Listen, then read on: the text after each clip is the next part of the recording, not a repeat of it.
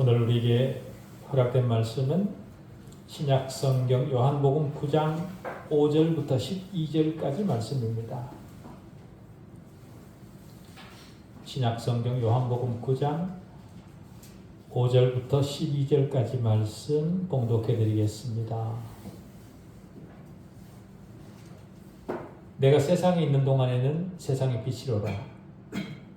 이 말씀을 하시고 땅에 침을 뱉어 진흙을 이겨 그의 눈에 바르시고 이르시되 실로암 못에 가서 씻으라 하시니 실로암은 번역하면 보냄을 받았다는 뜻이라. 이에 가서 씻고 밝은 눈으로 왔더라. 이웃 사람들과 전에 그가 거린인 것을 보았던 사람들이 이르되 이는 앉아서 구걸하던 자가 아니냐. 어떤 사람은 그 사람이라 하며 어떤 사람은 아니라 그와 비슷하다 하거늘 자기 말은 내가 그러하니 그들이 묻되 그러면 네 눈이 어떻게 떠졌느냐. 대답하되 예수라 하는 그 사람이 진흙을 이겨 내 눈에 바르고 나더러 실로암에 가서 씻으라 하기에 가서 씻었더니 보게 되었더라. 그들이 이르되 그가 어디 있느냐. 이르되 알지 못하노라 하니라. 아멘. 하나님 아버지, 우리가 만들어낸 모든 오류와 모순으로부터 자유롭게 하시기 위해 다시 말씀 앞에 불러주신 은혜를 감사합니다. 자신이 만든 오류에 빠져 스스로 모순을 만들었던 우리입니다. 그 모순들이 제거되고 하나님의 참된 말씀으로 다시 무장되게 해주십시오. 이 시간 전해지는 하나님에 대한 진술이 우상에 관한 것이 아니라 하나님에 관한 참된 지식이게 해주십시오. 하나님에 관해 말하는 시간이 아니라 친히 하신 말씀을 듣는 시간이게 해주십시오.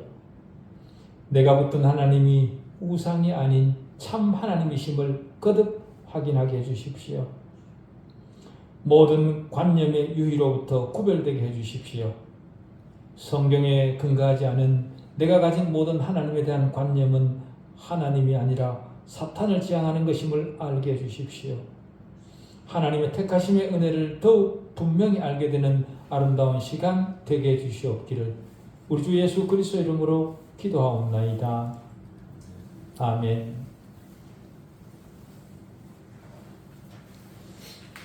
우리가 잘 아는 것처럼 요한복음에는 7 이적이 기록되어 있는데요.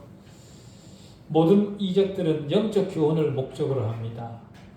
7 이적 중에 5 이적은 이미 앞에서 살폈죠.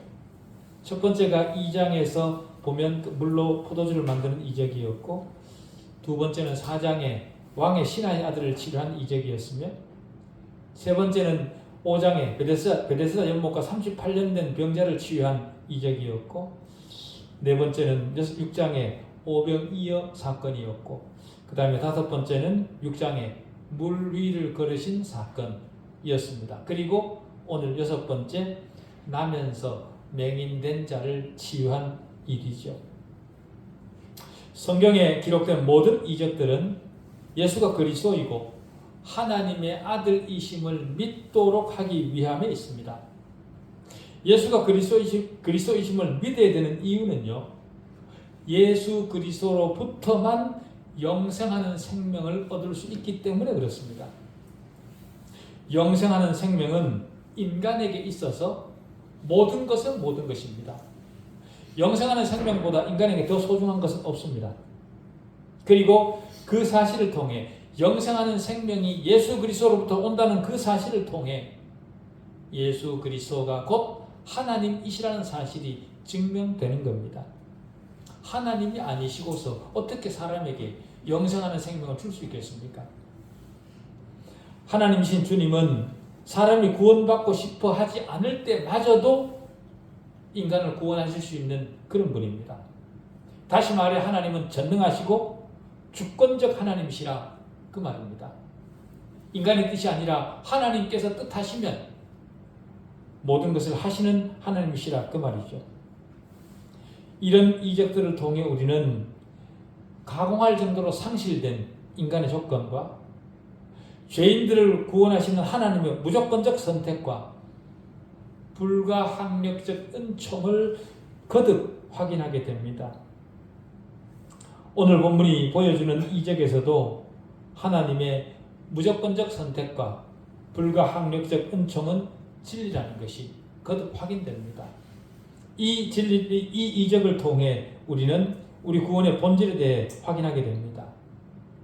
그러기 위해 먼저 맹인을 살펴보고 주님께서 이적을 행하실 때 사용하신 방편과 주님의 명령을 살펴보아야 됩니다. 이런 살핌을 통해 우리가 얻게 되는 결론은요, 우리도 맹인과 같은 처지에서 구원을 받았다는 겁니다. 여기에 기록된 맹인은 그냥 성경에 기록된 나와 전혀 상관이 없는 그런 인물이 아니라 바로 저와 여러분의 상태였던 겁니다. 우선은 맹인을 살펴봐야 되는데요, 이 사람을 생각하면서 가장 먼저 드는 생각은 가련하다는 겁니다. 맹인에다가 거지였습니다. 생각만 해도 얼마나 비참합니까? 소망이라고는 전혀 찾을 수 없는 가장 낮은 처지에서 고난당하는 삶의 조건입니다. 물론 그랬기 때문에 그는 주님을 볼 수 없었죠. 그 맹인이 앉아서 구걸할 때 주님이 그 앞에 가서 그를 내려다보고 계시는 순간에도 그는 주님을 볼 수 없었습니다. 자신 앞에 누군가가 있다는 것은 느낄 수 있었는지 모르지만 자신 앞에 서 있는 그가 누구인지 그리고 그것이 어떤 의미인지 전혀 몰랐습니다.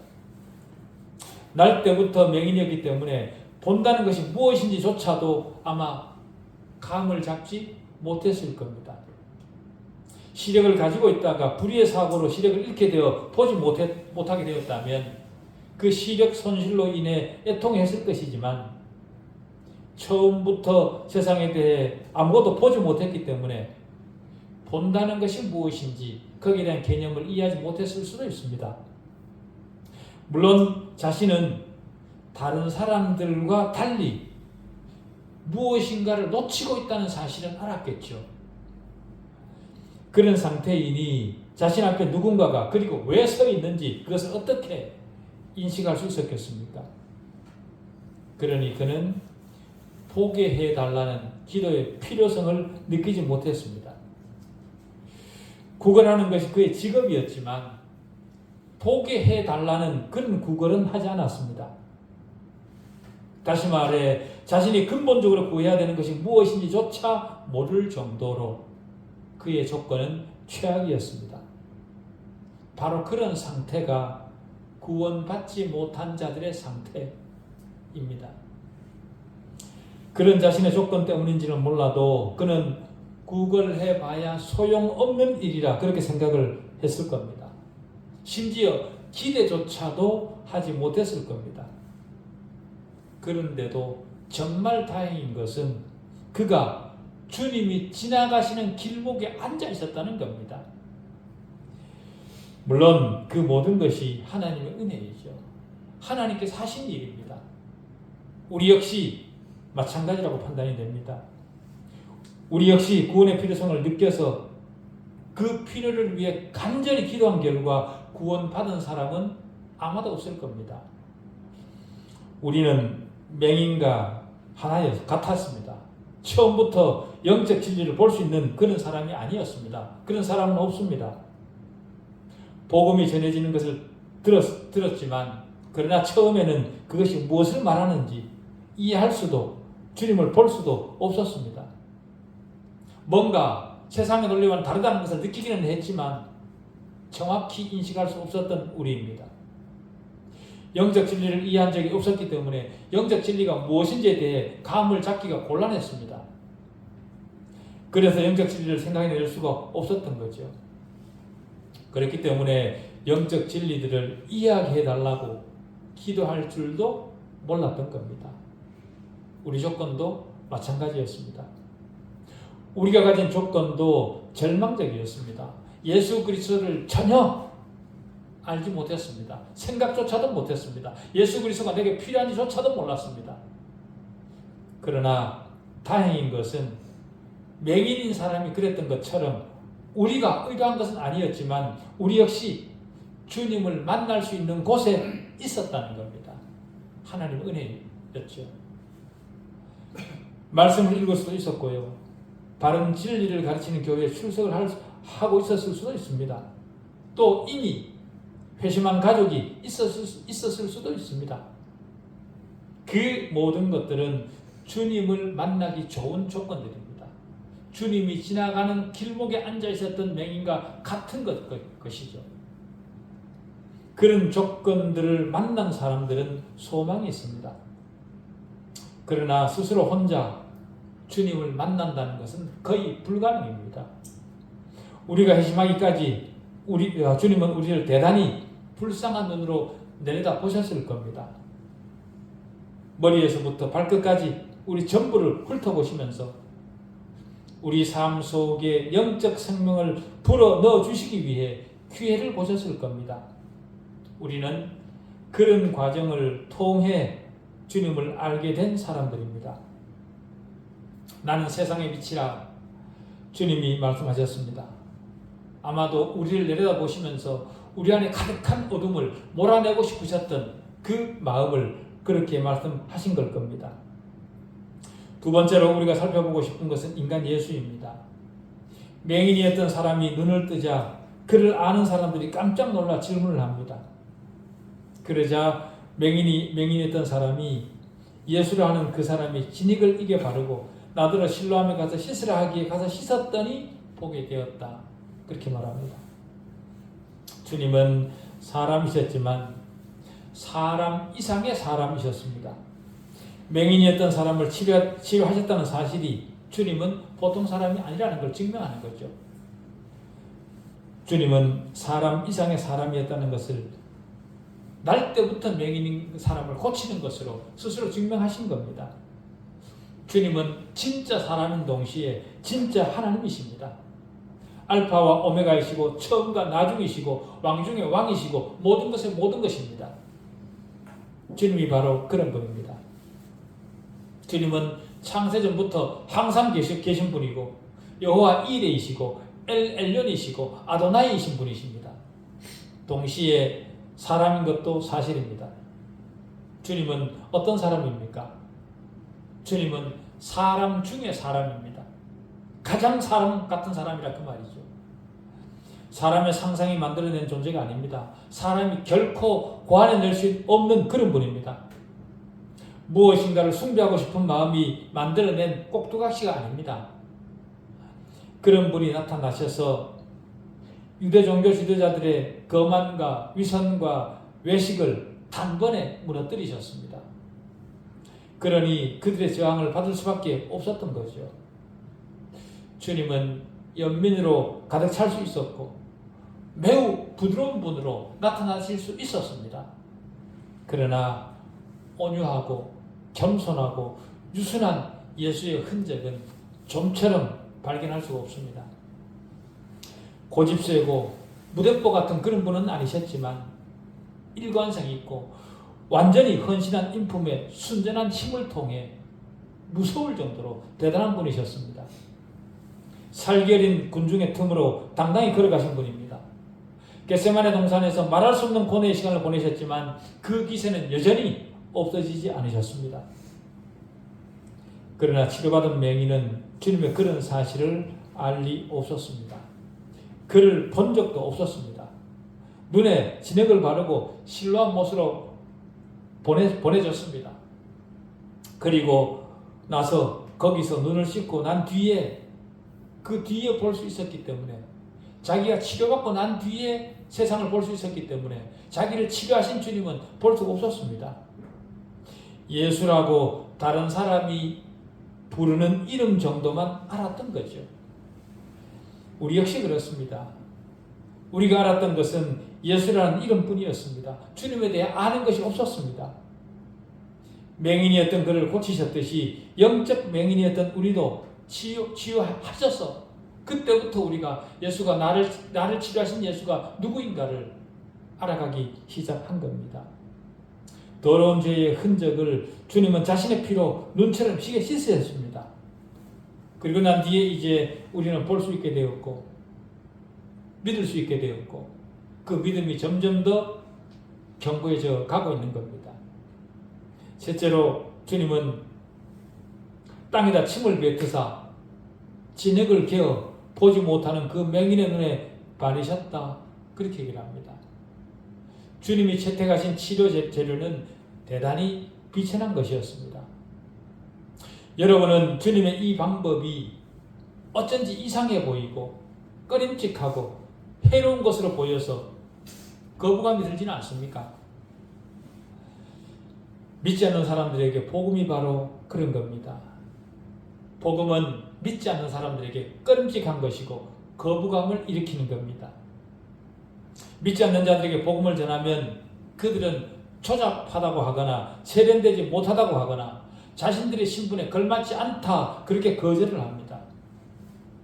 예수 그리스도께서 당신의 죄 때문에 죽으셨다 그렇게 말하면 네 죄 때문에 주님이 죽었다 그렇게 말을 하면 내가 무슨 죄가 있냐 그렇게 화를 냅니다. 하나님의 의로운 진노를 가라앉히기 위해 예수 그리스도께서 십자가에 못 박히심으로 우리가 구원을 얻었다 그렇게 말을 하면 지금도 그런 말을 믿을 사람이 어디 있냐 그렇게 반박을 합니다. 그러나 사람들이 어떤 반응을 보이든 타락한 인간을 구원하시는 데 있어서 다른 방편은 없습니다. 주님에 의해 진흙이 빚어졌듯이 주님의 입에서 나온 침을 사용하셨듯이 복음 역시 그리스도의 입에서 나온 것입니다. 그리스도의 입에서 나온 것을 우리가 어눌하게 전할 수도 있습니다. 그러나 그 어눌함을 방편으로 사람을 구원하시는 하나님이십니다. 그래서 고린도전서 1장 21절에서 바울은 이렇게 얘기를 합니다. 하나님께서 전도에 미련한 것으로 믿는 자들을 구원하시기를 기뻐하셨도다. 하나님이 보시기에 우리가 하는 전도는 미련해 보이는 것입니다. 그럼에도 불구하고 하나님 그 미련해 보이는 그것으로 사람을 구원하시는 방편으로 삼으시는 겁니다. 많은 사람들은 이렇게 얘기를 합니다. 복음이라는 것은 다른 것이 아니라 사람이 이 험한 세상을 살아가는데 힘과 용기를 주는 좋은 교훈이 바로 복음이다. 그렇게 말을 하기를 좋아합니다.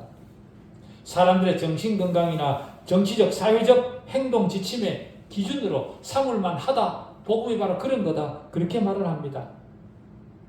그러나 복음은 사람의 정서적 필요를 채우는 수단이 아닙니다. 복음은 예수 그리스도를 믿음으로 말미암아 얻는 구원의 유일한 방편입니다. 세상을 살아가는데 필요한 처자주를 제공하는 것이 아닙니다. 구원은 세상을 살아가는 사람들에게 약간의 개선과 용기를 주는 수단이 아니라 완전히 다른 새로운 피조물로 만드는 것, 그것이 바로 복음입니다. 하나님 나라에 속한 새로운 인류는 복음을 통해서만 만들어집니다. 주님께서 맹인을 고치신 방법이 다른 사람의 인격을 손상시킨 것처럼 보일 수도 있습니다. 그래서 예수 그리스도께서 대신 피 흘려 죽으셨다. 네 대신 피 흘려 죽으셨다. 그렇게 말하면 내가 뭐가 부족해서 다른 사람의 피를 통해 내가 구원을 얻어야 되냐? 그렇게 반발을 합니다. 다시 말해 다른 사람에게 자신의 죄를 전가시키는 비열한 사람으로 자신을 만들지 말라는 거죠. 또 어떤 사람들은 그리스도의 값없는 은혜를 말하면 값없이 주어지는 그 은혜를 말하면 사람의 죄를 조장하는 것 아니냐 그렇게 말하기도 합니다. 다시 말해 마음껏 죄를 짓고 내가 예수를 믿는다고 말하기만 하면 되는 거 아니야 그렇게 말을 하는 거죠. 바울 시대도 같은 논리로 말하는 사람들이 있었습니다. 은혜를 더하게 하려고 죄를 짓자 그렇게 말하는 사람들이 있었습니다. 그러나 참 복음은 그와 정반대입니다. 복음은 사람을 완전히 다시 태어나게 합니다. 전혀 다른 사람이 되게 만듭니다. 인간을 정화시키는 가장 강력한 방편이 바로 복음입니다. 예수 그리스도를 믿음으로 구원을 얻는다는 이 단순한 복음이 하나님의 복을 얻는 유일한 통로이고 하나님의 영광을 드러내는 통로입니다. 모든 사람은 이 맹인처럼 자신의 절망적 상태를 알고 예수 그리스도께서 자신의 삶에 오셔서 은혜의 이적을 행하시지 않는 한 아무런 소망이 자신에게는 없다는 사실을 알아야 됩니다. 날 때부터 맹인이었던 사람은 주님의 명령에 그 어떤 대꾸도 하지 않고 순종했습니다. 실로암 모세에 가서 씻으라. 너무도 간단한 명령입니다. 그러나 이 간단한 명령에 순종한 사람은 영생하는 생명을 얻습니다. 이 명령은 예수 그리스도를 믿으라. 그리하면 너와 네 집이 구원을 받을 것이다. 라고 말했던 그 명령과 맥을 같이 합니다. 주님의 이 명령은 각 개인에게 해당되는 명령입니다. 진흙을 바른 맹인에게 지금 필요한 것이 무엇입니까? 그에게 가장 필요한 것은 바로 물입니다. 물, 이것은 성경에서 무엇을 가리키는 걸까요? 그것은 분명 기록된 말씀을 가리키는 겁니다. 왜냐하면 인간이 거듭나는 것은 물과 성령으로 나는 것이기 때문에 그렇습니다. 요한복음 3장 5절은 사람이 물과 성령으로 거듭나지 아니하면 하나님 나라에 들어갈 수 없느니라 그렇게 말하고 있습니다. 거듭남은 물로 나는 겁니다. 물은 하나님의 말씀을 가리킵니다. 하나님 말씀은 하나님께서 인간을 거듭나게 하실 때 언제나 사용하시는 도구입니다. 에베소서 5장 26절은 이렇게 얘기를 합니다. 이는 곧 물로 씻어 말씀으로 깨끗하게 하사 거룩하게 하시고 물로 씻어 말씀으로 깨끗하게, 이것은 중복된 표현입니다. 그리고 시편 119편 50절에서 다윗이 이렇게 얘기를 하죠. 주의 말씀이 나를 살리셨습니다. 그렇게 얘기를 합니다. 사람을 살리는 유일한 방편이 주님의 말씀입니다. 유대인들의 마음의 눈이 닫혔던 이유는요, 그들이 말씀이라는 물을 오용했기 때문에 하나님의 말씀을 들으면서도 그들은 하나님을 몰랐던 겁니다. 그러나 이 맹인은 주님의 말씀에 토를 달지 않고 무조건 순종했습니다. 말씀에 순종하는 자에게 주어지는 은혜의 선물은 다름이 아니라 구원입니다. 눈을 뜨게 되는 거죠. 유대인들은 자신들은 이미 볼 수 있는 자라고 생각하고 말씀을 거부했습니다. 그러나 그 맹인은 자신의 눈이 멀었다는 것을 알고 주님께서 가르쳐 주신 물을 사용했습니다. 눈먼 거리는 하나님의 택함을 받은 모든 개인들을 대표하는 겁니다. 바로 저와 여러분을 대표하는 겁니다. 택함 받았지만 자신이 택함 받은 사람이라는 사실을 알지 못하는 맹인으로 세상을 살아갑니다.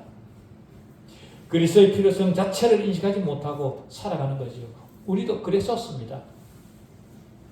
그런 우리에게 어느 날 갑자기 주님이 찾아오셨습니다. 찾아오신 주님 앞에 순종함으로 우리는 구원을 얻었습니다. 이 맹인 역시 그랬습니다. 이에 가서 씻고 밝은 눈으로 왔더라. 이유나 의문을 품지 않고 순종했습니다. 그야말로 맹목적 순종을 했던 거죠. 순종의 결과로 밝은 눈을 얻은 겁니다. 보지 못하던 맹인이 보게 되자 이웃 사람들이 다 알아봅니다. 구원이 바로 그런 겁니다. 한 영혼 안에서 은혜의 참역사가 일어나면 그것을 주변 사람들까지도 단번에 알아차립니다. 처음에는 자기들끼리 수군거렸겠죠. 왜냐하면 구원받지 않은 자는 언제나 하나님의 기적을 의심하기 때문에 수군거릴 수밖에 없습니다. 그러나 살리심을 받은 영혼은 외적 생활에도 완전히 다른 변화를 나타냅니다. 왜냐하면 그 영혼 안에 그리스도께서 거하고 계시기 때문에 달라질 수밖에 없는 거죠.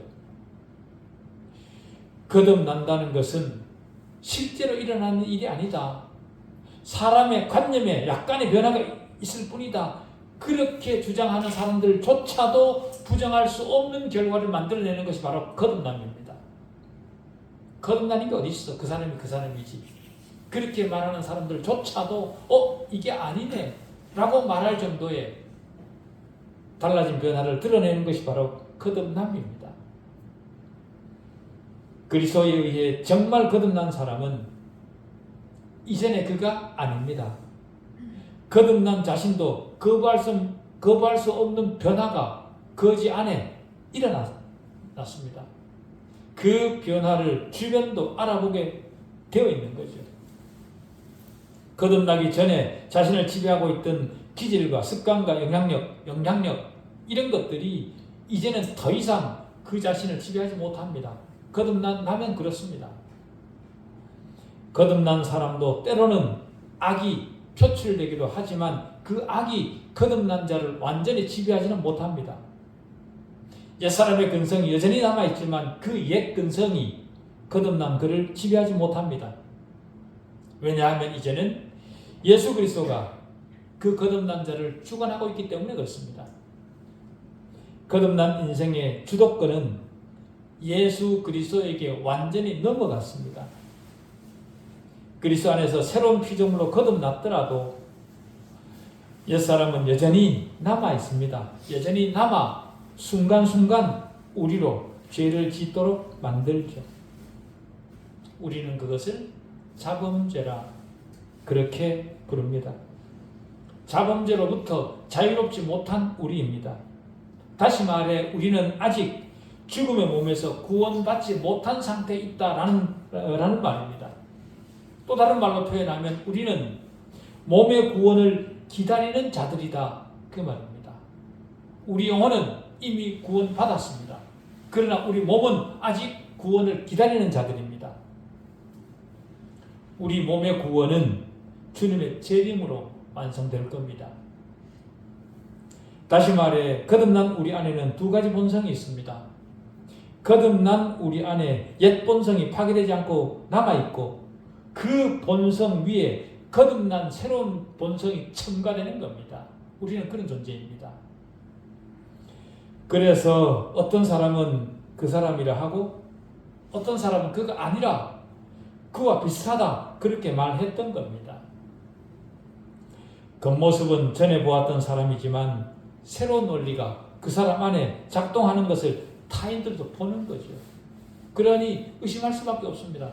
겉모습은 그 사람인데 행동하는 것은 완전히 달라졌습니다. 그 사람이 맞냐? 그렇게 의심이 들 수밖에 없죠. 어떤 사람 안에 작동하는 새로운 원리를 본 사람들은 의심하기 시작합니다. 그래서 그들이 묻되 그러면 네 눈이 어떻게 떠졌느냐 묻는 겁니다. 하나님의 긍휼을 입은 자를 세상은 시험합니다. 왜냐하면 세상에 남아있는 자신들과 다른 이질감을 느끼기 때문에 그가 진짜 달라졌나? 전에 그 사람이 맞나? 시험을 하는 거죠. 그리고 거듭난 자로서의 모습이 성장하고 성숙할수록 세상은 더 극렬하게 시험하고 공격합니다. 그런 공격을 받는 것은 오히려 좋은 기회일 수 있습니다. 왜냐하면 그 공격의 기회를 통해 그리스도를 고백할 수 있는 좋은 기회가 되기 때문에 그렇습니다.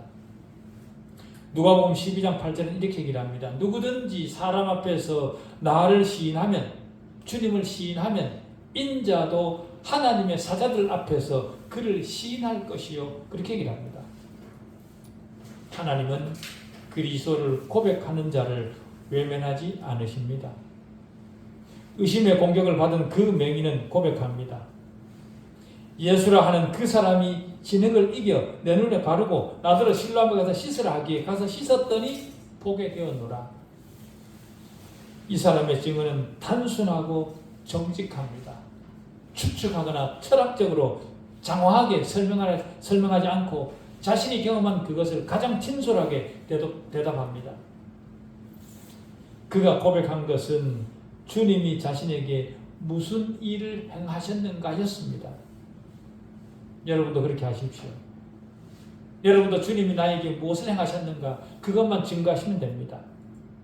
그리스도가 누구인가를 설명하기보다 그리스도께서 자신에게 행한 것이 더 중요했습니다. 그렇습니다. 우리도 마찬가지입니다. 우리가 받은 구원부터 우리는 먼저 생각해야 됩니다. 그리고 그가 누구이기에 나를 구원할 수 있었는가를 우리는 공부해 가기 시작하면 되는 겁니다.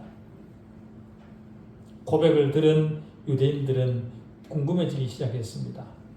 그래서 주님을 그들도 만나고 싶었던 거겠죠. 그래서 묻는 말이 그가 어디 있느냐 이렇게 묻습니다. 그러자 맹인이 알지 못한다 그렇게 대답을 했습니다. 빛을 받았지만 자신이 아는 만큼만 꾸미지 않고 겸손하게 대답합니다. 사람은 무슨 일을 경험하면 그 일을 떠벌리기를 좋아하지만 거듭난 맹인은 사실만 말합니다. 다시 말해 거듭난 사람은 단순함과 정직함을 더 좋아한다. 왜냐하면 자신의 무지와 한계를 잘 알기 때문에 그렇습니다. 대답할 수 없는 질문을 받았을 때 우리는 꾸미지 않고 추측하지 않고 내가 경험한 것만 정직하게 말할 수 있는 그런 우리이기를 바랍니다. 기도하시겠습니다.